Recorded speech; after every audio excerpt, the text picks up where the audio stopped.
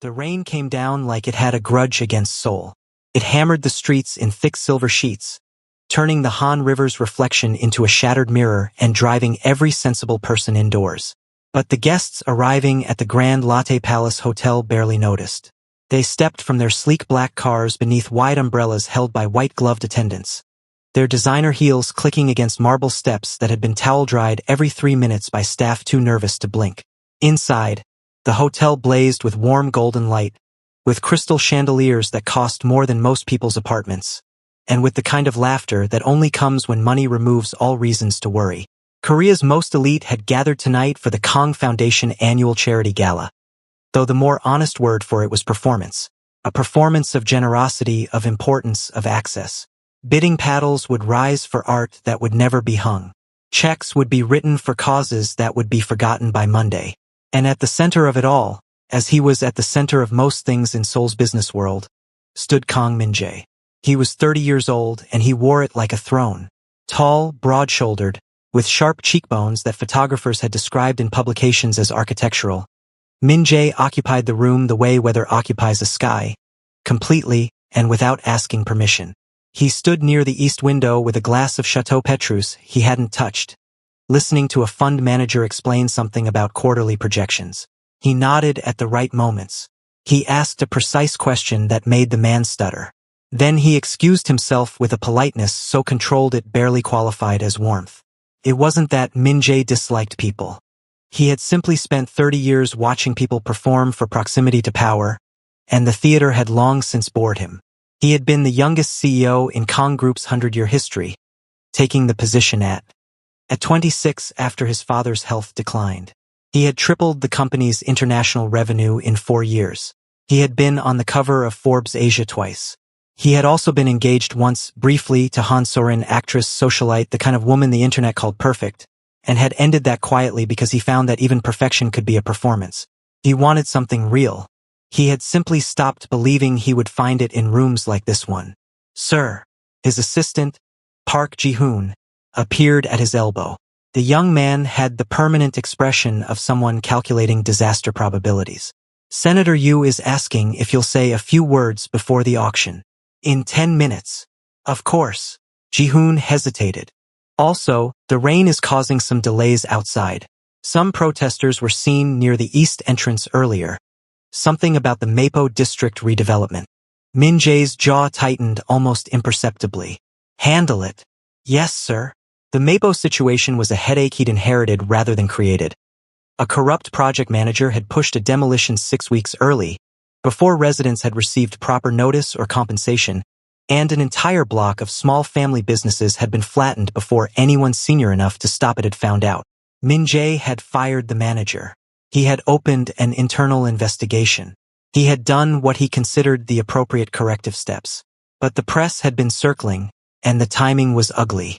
He was moving toward the senator when the doors exploded open. Not opened. Exploded. Both grand mahogany doors swung back against the walls with a crash that silenced the string quartet mid-note and sent champagne sloshing from a dozen glasses.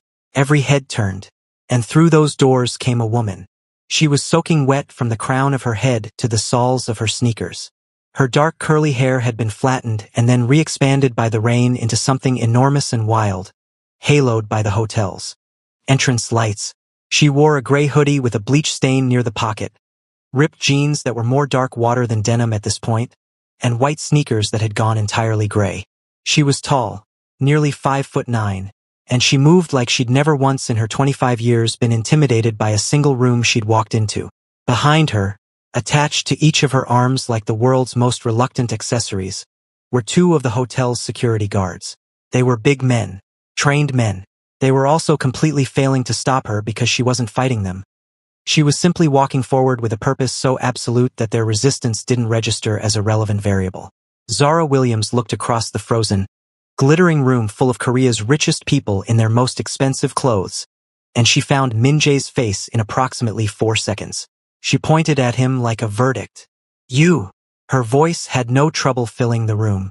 It had the kind of natural projection that came from a childhood spent in a loud household, in a neighborhood where you announced yourself or got overlooked, in a family where her grandmother had always said that a woman's voice was her first dignity and she should never swallow it for anyone's comfort. The whole gala held its breath. Min-jae turned slowly, the way a man turns when he is in charge of his own reactions and intends to demonstrate it. His dark eyes found her. He studied the wild hair, the soaked hoodie, the fire in her expression. He had genuinely never seen her before in his life. Zara was already crossing the room, moving between pearl-draped matrons and stiff-backed executives who stepped aside less from courtesy and more from the sheer velocity of her arrival. She reached him, grabbed the lapel of his custom-tailored jacket, the jacket that had been made for him in Milan and had a 3-month waiting list, and she pulled him down to her eye level with a grip that suggested she'd worked physical jobs and wasn't fragile about it. "You rich liar," she said. Her accent was American, southern edges softened by years of New York, voice rough with exhaustion and something that was trying very hard not to be grief. "You forgot me?" Min-jae looked into her eyes. They were dark brown with gold near the iris, which was a strange thing to notice, but he noticed it. He also noticed that she was shaking slightly, though from cold or emotion he couldn't tell. "I have never seen you in my life," he said, perfectly level. Something shifted in her expression. A flash of something more complicated than anger, and then she released his lapel and slapped one open palm against his chest. Not a violent slap. More like a punctuation mark. "Exactly. That's the problem." The room erupted in whispers. Phones rose like a slow tide. Camera flashes began. Min-jae glanced at Ji-hoon, who had gone the color of copy paper. "Sir," Ji-hoon said faintly. "We're already trending." Min-jae gritted his teeth. "Who are you?" he said to Zara, keeping his voice quiet and controlled. "And what do you want?" She stepped back, looked around the room at all the recording phones and whispering mouths, and then, with a decision that was clearly either brilliant or catastrophic, she stepped up onto the nearest chair and then onto the table behind it. A floral centerpiece toppled. A waiter made a desperate lunge for a glass and missed. From her elevated position, Zara surveyed the room like she was addressing a town hall. Her soaked sneakers left wet prints on the white linen. "My name is Zara Williams," she announced. "I am from Atlanta, Georgia, United States of America, and this man's company bulldozed my grandmother's market. Her family business. 43 years of operation.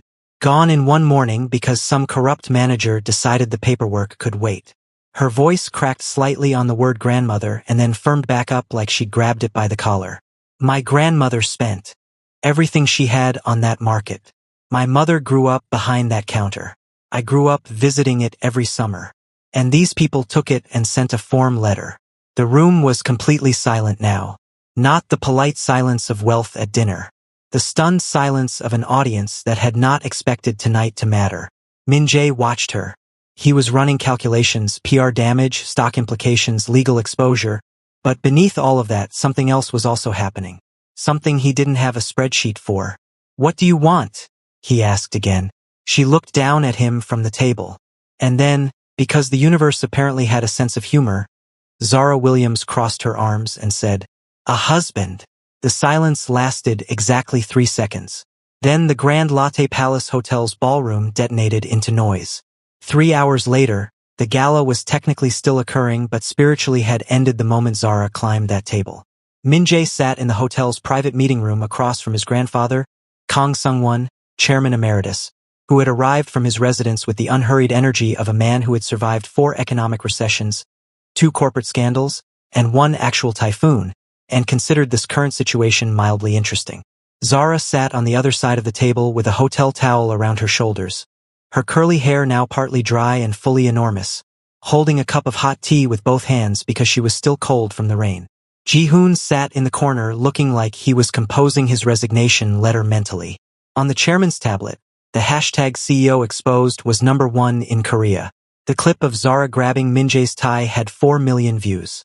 An American news outlet had already picked it up. "The investors are nervous," Min-jae said flatly. "We can issue a statement. Acknowledge the Mapo situation. Announce expanded compensation for affected families. Statements," his grandfather said pleasantly, "are for people who have not already gone viral." Min-jae stopped. Chairman Kang set down his tea with the deliberateness of a man about to say something he had already fully decided. He looked at Zara. Miss Williams, you said you wanted a husband.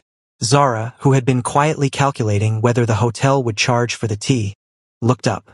I was being dramatic. Of course. But consider this undramatically. The chairman folded his hands.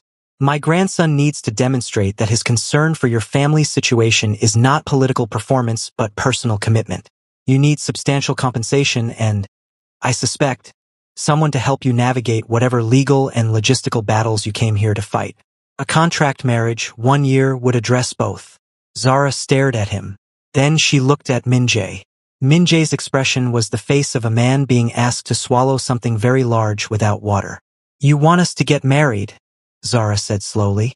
Contractually. For 1 year. After which you will divorce amicably. You will receive a settlement that will more than restore your family's losses. And my grandson will have demonstrated to the public that this situation was resolved with integrity. Zara was quiet for a long moment. Min-jae watched her process it. Watched something move behind her eyes that he couldn't name yet. Do I get a mansion? She asked. Min-jae closed his eyes. You would reside in the family estate, yes, Chairman Kong said. Zara nodded very slowly. A smile began somewhere in the corner of her mouth and spread with the unstoppable patience of sunrise. Okay, she said. But I have conditions. She arrived with 4 suitcases, a rice cooker, a portable Bluetooth speaker the size of a small engine, approximately 11 bottles of hot sauce in a reusable bag, a plastic container of jollof rice her auntie had made her promise to eat before it went bad, and her auntie herself technically in the form of a video call that had been running continuously since Incheon Airport and showed no signs of ending. Min-jae watched the procession from the top of the estate's front steps with the expression of a general watching an enemy approach from a direction he had not anticipated. She's beautiful, his housekeeper Mrs. Cho said beside him, slightly awed. She's a hurricane, Min-jae said. Those aren't mutually exclusive, sir. He had a list. He had prepared a list, which was how Min-jae handled every new variable. He identified parameters, established expectations, and created structure. He had spent the previous evening drafting the house rules with the same precision he brought to acquisition agreements. He intercepted Zara in the marble foyer while the staff were still exchanging alarmed looks over her luggage situation. There are some guidelines for shared residence, he said, producing the neatly folded paper. Zara took it, glanced at it, then looked up at him. You actually made a list. Several of these points are non-negotiable. She read aloud. No shouting, no mess, no unauthorized guests, no dancing in communal spaces, no touching personal belongings. She folded the paper carefully and put it in her hoodie pocket. Okay. He studied her. It had been too easy. Okay. She picked up her Bluetooth speaker. Where's my room? Mrs. Cho showed her upstairs. Min-jae returned to his study, allowed himself precisely 90 seconds of cautious optimism, and then heard it. Afrobeats, pulsing through the floor of the estate like a second heartbeat, big and warm and completely unapologetic. Not quietly from her room. From the kitchen, which was on the other side of the house. He found her there 4 minutes later. She had connected the speaker to some acoustic point in the kitchen that made it sound like the room itself was playing music. She was demonstrating a dance step to 3 of the kitchen staff who were watching with the intensity of students before an exam, and Chef Park, a 53-year-old man who had trained in Paris, was attempting to replicate her hip movement with the focused commitment of someone who refused to fail at anything. You were supposed to be in your room, Min-jae said. I was hungry. She gestured at the stove, where something was already smelling extraordinary. I'm making eggs. You want some? I have a chef. And now your chef is learning to dance, so. She turned back to the lesson. Min-jae watched Chef Park miss a beat and try again.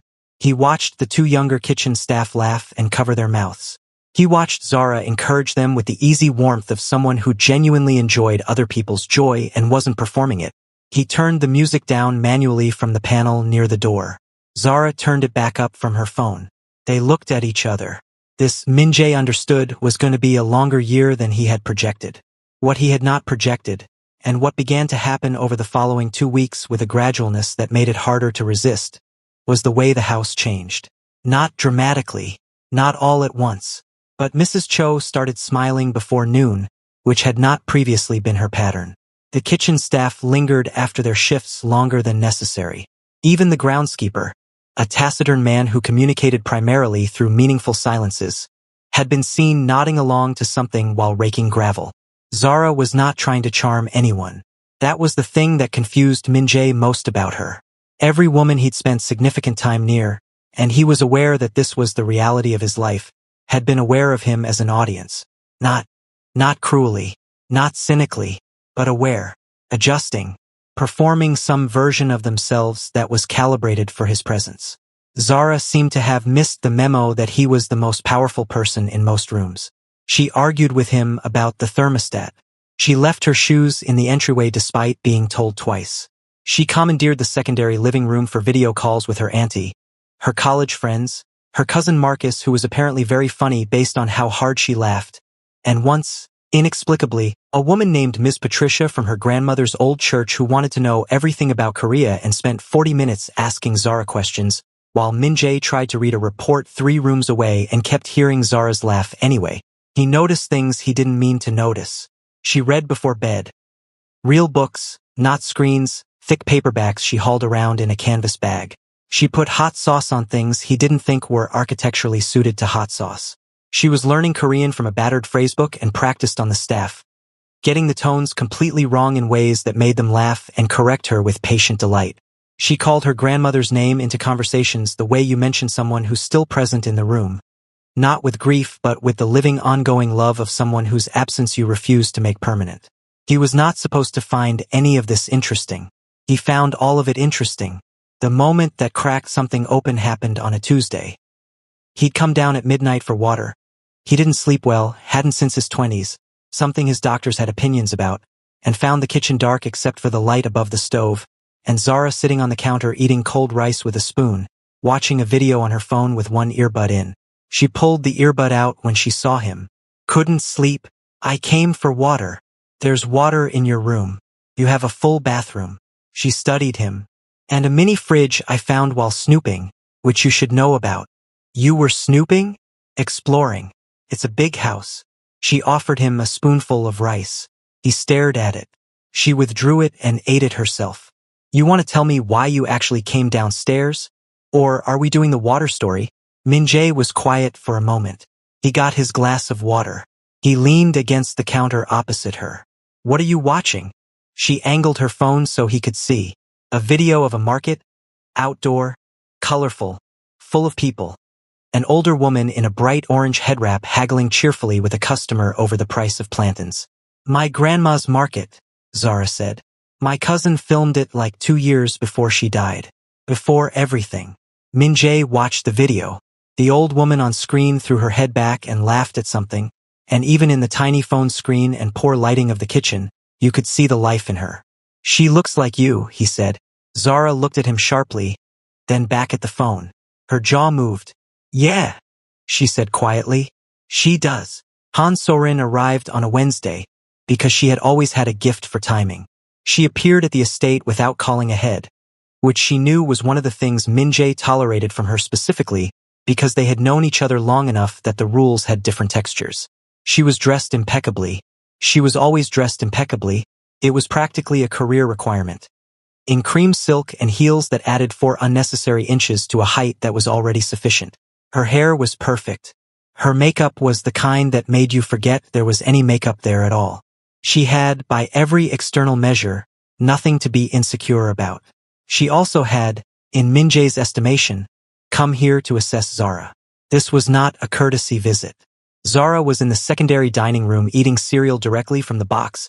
She'd explained this habit to Mrs. Cho as efficiency, and wearing oversized pajama pants printed with cartoon clouds and a sleep shirt from a 2019 music festival. Her hair was in a pineapple on top of her head. She had one knee pulled to her chest and was watching something on the estate's TV with the remote balanced on her knee. So-rin came around the corner and stopped. Zara looked up. Oh, hi. She assessed the situation in approximately 2 seconds. You must be the ex. I am not his ex. So-rin's voice was smooth and cool. Min-jae and I were engaged. Right? Zara offered the cereal box in a gesture of vague hospitality. So the ex. Min-jae appeared in the doorway behind So-rin with the specific expression of a man who had been walking toward a room and was now deeply regretting the physics that prevented him from walking backward through time. "So-rin," he said, "I didn't know you were coming. I wanted to see how you were managing." So-rin's gaze moved around the room, the cereal box, the cartoon pajamas, the volume of the television, the general domestic chaos that Zara generated the way certain weather systems generate. "I can see you're managing. We're great," Zara said pleasantly. He actually smiled yesterday. It was terrifying. I didn't know his face could do that. So-rin looked at Min-jae with an expression Zara couldn't fully read. "I need to speak with you privately." "Sure," Min-jae said. He was already moving toward the door. Then he stopped, turned back. "Zara, come join us in the study." Both women looked at him with surprise for different reasons. "It concerns you as much as me," he said. His voice was even, but there was something deliberate in it. Something that had chosen a side. So-rin's expression shifted by a degree too subtle to call out but too clear to miss. Zara set down the cereal box, unfolded herself from the couch, and padded across the room in her socks. In the study, So-rin made her case. She had connections to media outlets that had been preparing to run a deeper story on the Mapo demolition situation. Internal leaked documents suggesting that the mismanagement had gone higher than the fired project manager. She was willing to delay those connections, she said. Her PR team had been managing coverage strategically. There were ways to shape this, if Min-jae would be willing to reconsider some of his recent decisions. Min-jae heard her out the way he heard most things. Completely without expression. Then he said, "Which decisions?" "The contract arrangement." So-rin's eyes moved briefly to Zara. "It's being perceived as reactive, unstable. If you were seen with someone more..." She paused, constructing the next word carefully. "Contextually aligned. You mean someone who isn't black and American and came in through the front door of a gala dripping rain on the floor?" Zara said. Silence. "I didn't say that," So-rin said precisely. "You also didn't not say it." "Zara," Min-jae said. Not to quiet her, she noticed. More like he was marking where she stood. He looked at So-rin. "I'm not going to manage this situation by replacing the person at the center of it with someone more politically convenient. And I'm not going to be leveraged with leaked documents." He stood up. "If your contacts publish, we'll respond. Directly. With full transparency about everything that happened and everything we've done to address it." He opened the study door. "Thank you for coming." So-rin looked at him for a long moment. Then she looked at Zara, and something in her expression acknowledged, without warmth but without cruelty, that she was reading a room she'd lost before she entered it. She left. In the quiet after, Zara sat in the chair she'd taken and looked at her socks. They had little planets on them. She'd bought them at a dollar store near her apartment in Queens 3 years ago and refused to retire them on principle. "You didn't have to do that," she said. "I know. She could make things harder. She could." He sat back down at his desk. She was already making something harder, but it wasn't business. Zara looked up at him. He was already looking at his papers. Professionally unavailable, as he often was after saying something that mattered. She was starting to recognize the pattern. The way he said real things and then immediately retreated to competence, using work like a trapdoor. She didn't push it. She picked up her cereal box from where she'd left it on his bookshelf and went back to her pajamas and her television. But something had shifted. She felt it the way you feel a change in air pressure before the weather, but already knowing rain was coming. The nights were when she forgot the contract. Not because of romance, not at first, but because the contract was a daytime document. It governed public appearances and household logistics and legal terms and the version of them that other people needed to believe. At night, there were no cameras, no investors, no PR considerations. There was just the estate in the dark, and two people who were both, underneath their very different exteriors, carrying weight they had not fully put down. She found him in the garden at 1 in the morning. Not for the first time. Min-jae had a habit of walking the garden at night when he couldn't sleep, which was often. He moved through it without a phone or a tablet, which Zara found notable because he otherwise moved through the world attached to information like it was oxygen. In the garden, in the dark, he was just a man walking slowly among his grandfather's roses, hands behind his back, looking at things that weren't looking back. She'd started joining him without announcing that she was joining him, which he'd allowed without acknowledging that he'd allowed it. They had developed a language of comfortable silences that neither of them had named. She told him about her grandmother properly on the fourth night. Not just the market, the whole of her. Nana Jean, who had emigrated from Nigeria at 22 with one suitcase, and the specific ferocity of a woman who had decided that her children would not want for anything, ever, regardless of what it cost her. Who had built the market from a folding table on a sidewalk. Who had raised Zara's mother and then, when life scattered the family in complicated directions, had raised Zara too, summers and school breaks, and eventually a full 3 years when Zara was in middle school and her mother was getting herself back together. Who had made jollof rice every Friday and required everyone present to eat until they stopped being sad. Who had sent Zara to college with a check that Zara only later understood represented most of Nana Jean's savings. She never told me it was hard, Zara said. The garden was dark and smelled like night-blooming jasmine and the distant city. That's the part one keep coming back to. She never let it look hard.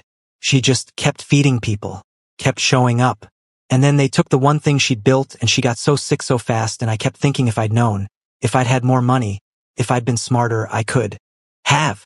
You were 25, Min-jae said. She'd had a birthday 2 weeks after arriving. You could not have foreseen a corrupt property manager circumventing oversight systems. I know that. Knowing it doesn't help. No, she exhaled. It doesn't. She looked over at him. Do you have someone? That you lost, that you. My father, he said. Brief, final in tone. Then, after a pause, slightly less final. He was ill for several years before I took over the company. He taught me everything he could in the time he had. I was with him at the end. He paused again. He would have thought this situation was extraordinary. Yeah. He appreciated chaos. It was very inconvenient. Zara laughed, and the sound of it moved through the garden. And she saw Min-jae's face in the low light do something complicated and quiet that she was beginning to understand was what his smiling looked like when he forgot to prevent it. The market project was Min-jae's idea, but he presented it to Zara like a contract negotiation, which was how he offered things that mattered, formally, so the feeling couldn't be refused on emotional grounds. The MAPO compensation for affected families will include restoration of commercial spaces, he said, spreading plans across the dining room table.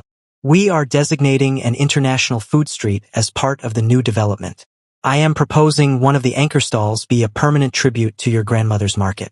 Her name, her menu if you want. Staffed by your family, if any of them want to relocate, or by people you choose. Zara stared at the blueprints. Her finger moved over the rendering of a warm-lit corner space with large windows and a hand-painted sign. Nana Jean's, he said. That's what I suggested for the name, but you should decide. She didn't say anything for a long moment. Min-jae waited, which he had gotten better at over the past months. She would have said the name was too simple, Zara finally said.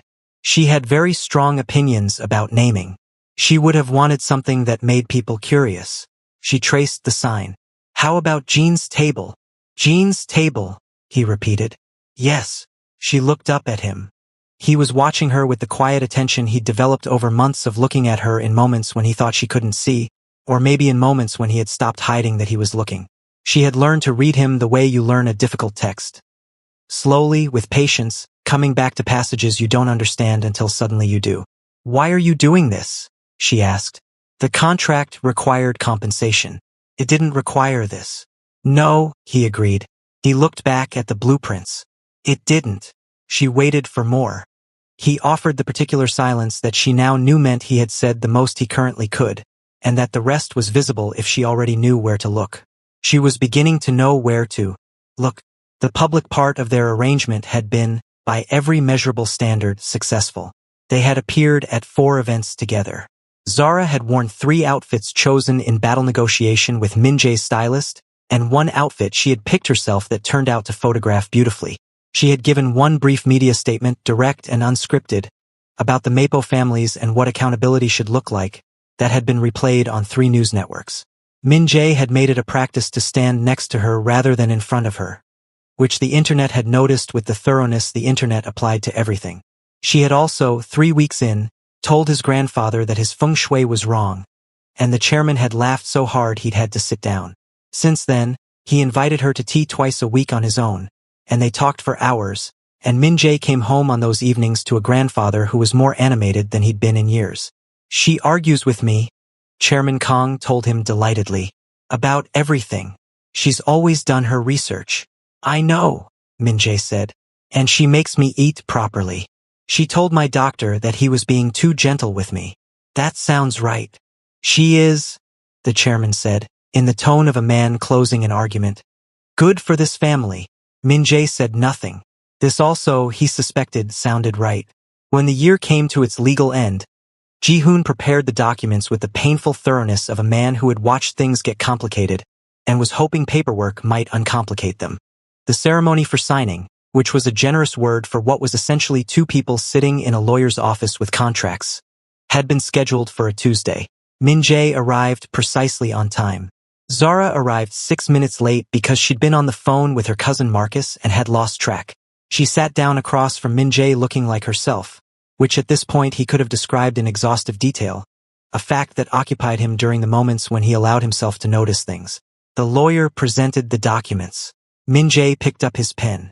He looked at the paper. He thought about the garden at 1 in the morning. He thought about a woman who laughed so you'd think she had no pain.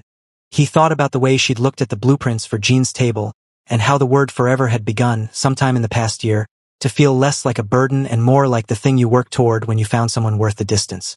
He set the pen down. He picked up the papers. He tore them in half with the clean, decisive motion of a man accustomed to making irreversible decisions and standing behind them fully. The lawyer made a small distressed sound. Zara stared at the two halves of the document. Those were legally binding, she said, and now they're not.